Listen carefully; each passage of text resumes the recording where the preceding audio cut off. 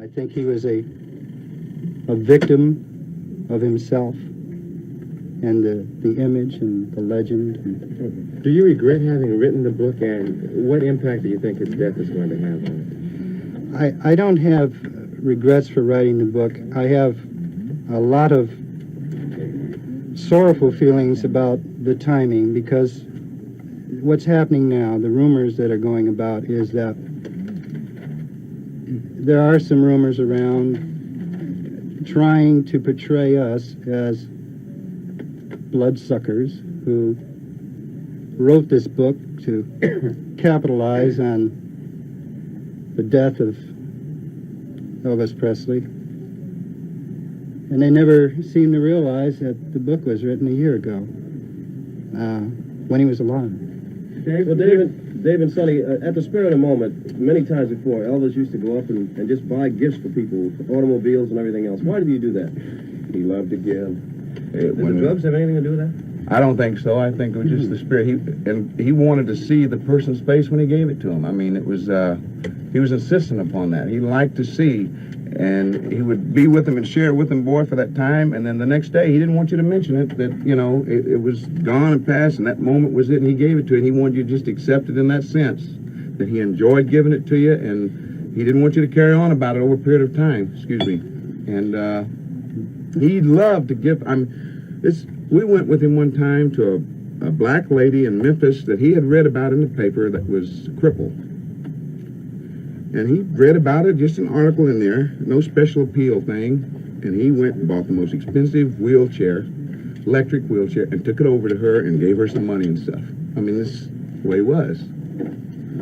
What feedback had you ever gotten from Elvis on the book? Did you get any of that? No. He said he wasn't worried about it. What did he mean, do you think? He just meant that he wasn't. He knew, man, that we loved him. He knew that we weren't going to chop him up or try to axe him or anything. He knew. He knows now that. I'm telling you.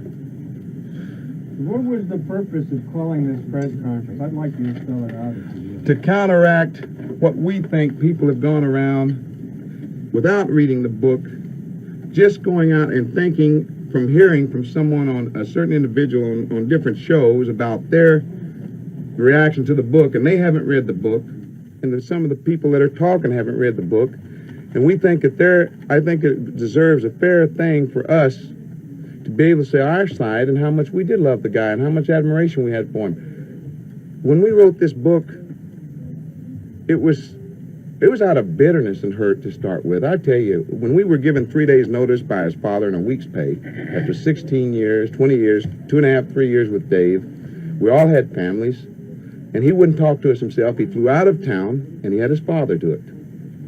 Why did he terminate you? At the time, it was told us by his father that there was a cutback on expenses, which I knew wasn't true. And he called me, and he said, so we're going to have to let a few people go. And I said, and I'm one of the people? And he said, yeah. He said, but there's going to be others. And I asked him, well, would you tell me who? And he said, no, I'd rather tell him personally. It turned out to be Dave and Red. And since then, there have been rumors that got back to us that it was because of the lawsuits that were against him. One for me, where I had hit a guy up in Tahoe that was trying to break in a locked exit door and turned out all our utilities, and had drawn back on Elvis's stepbrother. When I got to the hallway, he was drawn back, and I hit him, and that was only his own time. Body chops, and Elvis had never touched him. So that was going nowhere. But it was a hassle. He had to go give his deposition. He had to go up to the hotel there, to Tahoe, and give a deposition. And the man put his hand out to this guy, Ashley, that was hurt when we let go. What about when you wrote the book? Well, if you read the book, I don't think you'll see bitterness. Well, I don't have time to read the book before I write a story. We are the daily paper to think about. I haven't got time to sit down and read the book. I've got to hear what you have to say. Well, that's unfortunate, because the problem is that, you know, everything is inexorably tied into the book. And, you know, I can't apologize for your lack of time not being able to read the book. Well, your author, Dunleavy, seems to be prompting he's read the whole book, I assume, since he wrote it.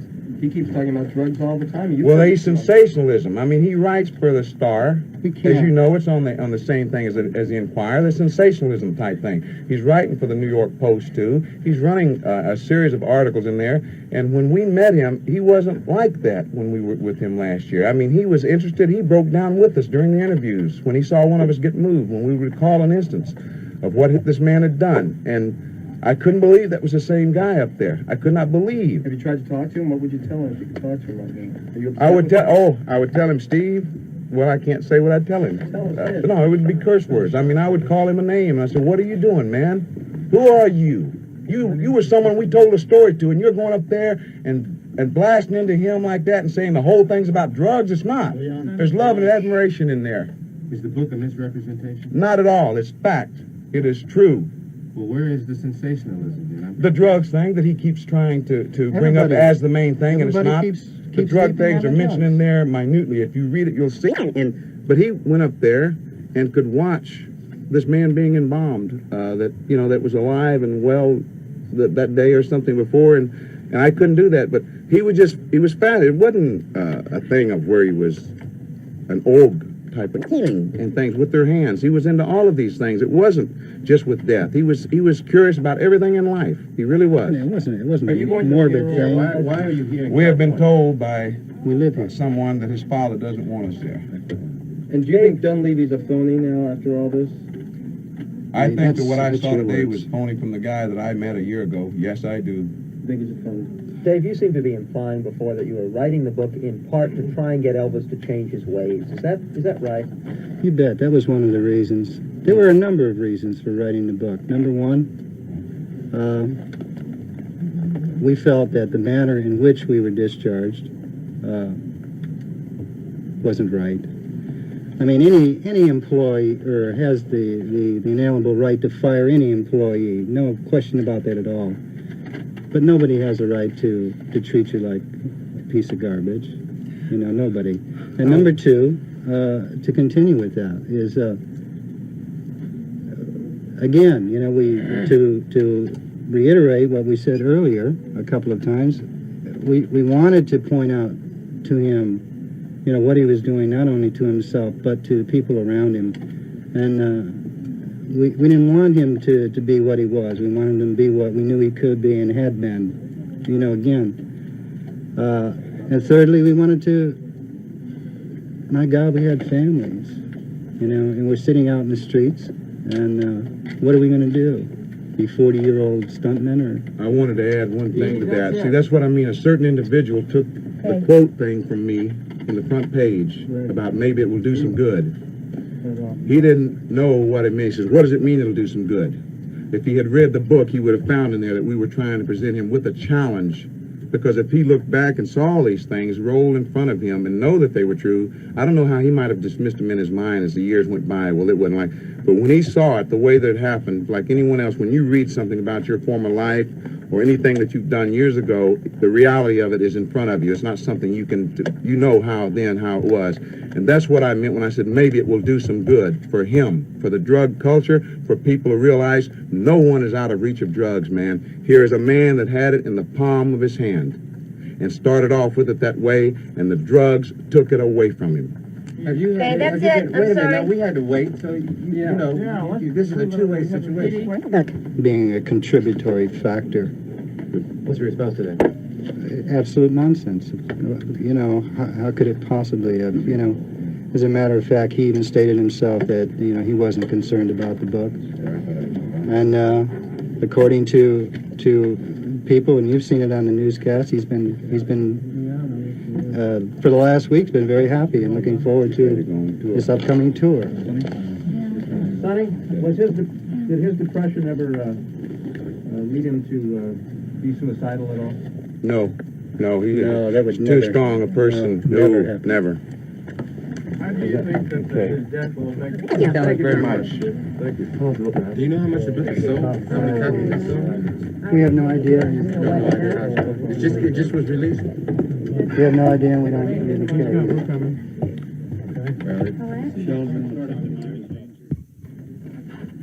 Gentlemen, when you sit down, if you split the mics, please, Yeah. All the way down. and kind of speak up. Thank you.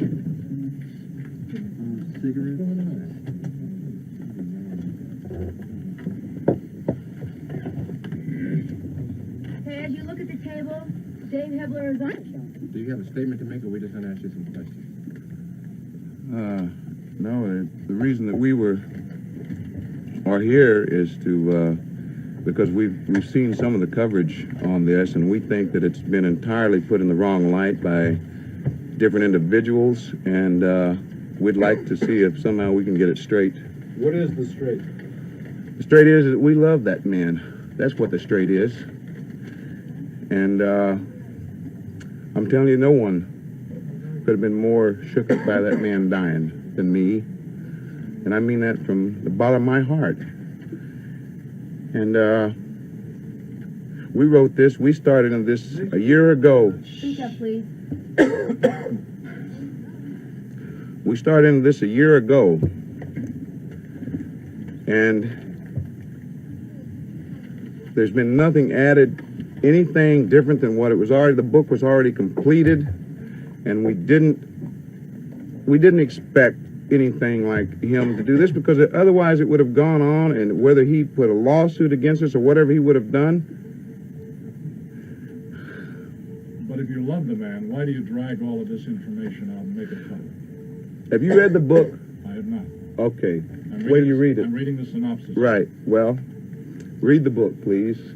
I mean, you don't have to buy it. Just read it from someone or hear someone that's read it and find out that it's not the drug thing that's in there that so sticks out. It's the things that we did crazy, the good times, the things we had, and how we felt that the drug things changed him into the person that he became.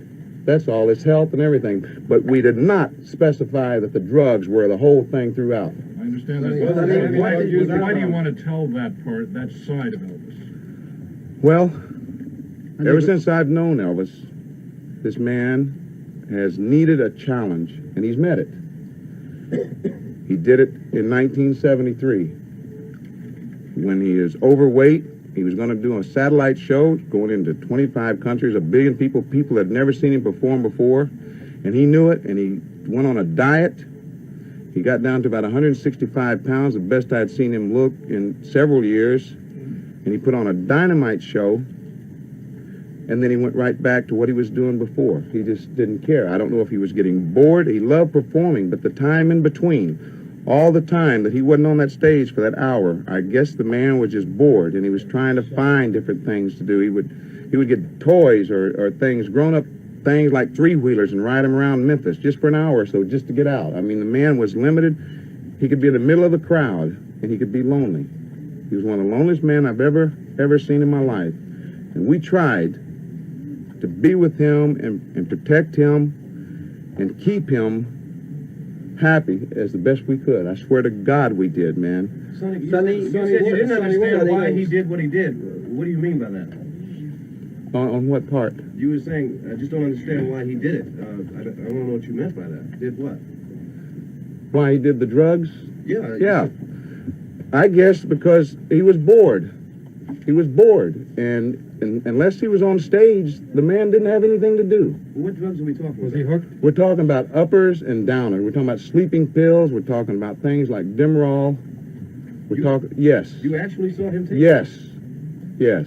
Was he a constant user of drugs? Is what you're talking about? He would get on and off of them. I mean, it was, he would get on them, I guess, like I said, out of the boredom, and then he would, when he knew he had something to do and he had to be straight, he would go ahead and clear himself out of them for a while and just take the sleeping pills to go to sleep and not get totally out of it.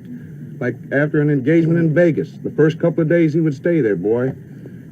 After not being able to do anything except take sleeping pills and his uppers and things, he would just, for the first 2 days, just get totally wiped out on Demerol and things and just sit there and not even be able to open his eyes. Just. Sonny, over a period of how many years was he involved in taking drugs?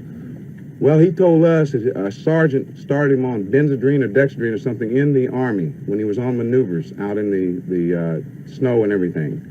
The sergeant said he didn't want the guys falling asleep, getting frostbite or frozen to death. He gave them, and this wasn't Army policy, it was just this sergeant had got them. And Elvis started using them then. When he came back, and I started for him in 1960, he was working out in karate. He had started, learning this art over there, and he was very enthused, and I started working out with him, and he was showing me, using me as what you call a dummy, where I would throw the punch, and he would show the counteracting moves.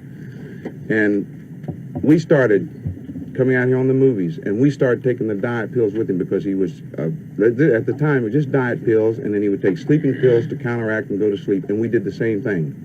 We were out on locations, we were playing football in 100-degree weather out here at Caneo on Flaming Star, and the director, no one knew how we did it. It was because of the uppers. Well, based on what you know, then, do you believe that he died of natural causes, or do you believe that he died of a drug overdose? I don't know, because I think one might contribute to the other. I think that, I'm not a doctor, I don't know what drugs do to your body, but I would think that over a period of time, that if you took enough drugs, regardless of, what he did with them, as long as he took them and kept taking them over a period of time, I would think that the body would start deteriorating. I would think that the heart wouldn't be used to the up and down that it would be underneath the pressure from cocaine or from uppers and then back to a real low beat. I don't know. I think cocaine. Did he say cocaine too? Yes. Sonny, when There were reports that not only was he pretty heavily into cocaine and quaaludes, but that he also was on some of the even harder stuff, the good hard drugs, heroin, for example. Did he ever do that? I swear to God, I never saw him take any heroin. Never. I think it might have frightened him. He felt manipulating. That's how he got into the downers, because in the movies, he noticed himself up on the screen talking so fast that he felt that he needed to counteract it and slow down, because he would say, I can't even understand that Southern guy up there talking about himself. And he started experimenting with things to get him up and things to keep him there instead of taking him on up as high as the diet pill would, because I think that he was inhibited by cameras. He could get in front of a live audience and man, everything came out of him. But I just think the impersonality of a camera and the way it stares at you, and I felt that he felt really shy, because he was basically shy, and I think that he felt basically shy in front of the camera so much that he started giving these to give him confidence, because I've taken diet pills and they give you confidence. Did he ever have illegal supplies of drugs, or were they all prescription drugs? No, the only ones I knew of were prescription, but in such amounts. He had so many doctors. Cocaine? Well, the cocaine didn't come from the doctors. It came from people that got it to him that weren't associated with him in the capacity of a doctor. And there's an incident in the book relating to that, about how my cousin Red charged in to stop it one time. I think he broke the guy's toe or something going through the door, and told him that he was going to break him up if he didn't quit getting the stuff to him. And Elvis heard about it, and meantime they had been mixing BX powder, or whatever you'd call it, with the stuff and grading it down. And it wasn't doing anything for him. And then he asked the guys about the stuff, and they finally admitted that they were scared and had been frightened by Red. And he called Red and Joe into a bedroom at a hotel on tour, and he told them that there would be no more bullying tactics, no scaring tactics, because these guys were scared of him, and that they discussed it for a while. And then finally he looked at Red and said, I'll never forget it, he said, I need him, man, I need it. And Red said, if you need it, then I won't ever do anything else about it. And that was the last attempt that Red had made from then on to stop things getting to him. We used to take things that came to him and break them down and change them. Change what was in the pain pills and things that he took. See, this is why I say it was all prescription stuff that he would get, that I saw it, except for the cocaine. Did the other doctors know? In other words, he had 3 or 4 doctors who would be maybe giving him the same prescription. One doctor wouldn't know that Different cities and not knowing it. Yes, sir, that is very possible. The person who put the book together, Dunleavy, he said, I don't know if you've been pleased with the... Only being out when he was a week and a half, 2 weeks at a time, just from the plane to the hotel, from the hotel to the building to do the show, and back to his hotel room, and locked in there till he left the next day. And when he couldn't stay up high, and he was just bored, and he would take these things to get him on stage and do it. And then he would take something to put him out so he could go to sleep, because he had to get up the next day and go to another city. But once he's on the stage, he's performing with everything he's got. He loved it. Dave, how do you feel about all this? Dave, are you in agreement? Yeah. Yeah. Did you see all this yourself? I'd like to respond to it in a couple of ways. Number one, I'm a little bit distressed about the total emphasis on drugs and that particular aspect of our life, Elvis's life, because it really wasn't, just that. There were a number of things. We lived with the man, We loved him, we cared for him, and I think it was reciprocal. The book very clearly, I think, demonstrates that we had nothing but total respect for the man. We wanted more than anything else to see him as he was in his prime, on the stage, just knocking him dead,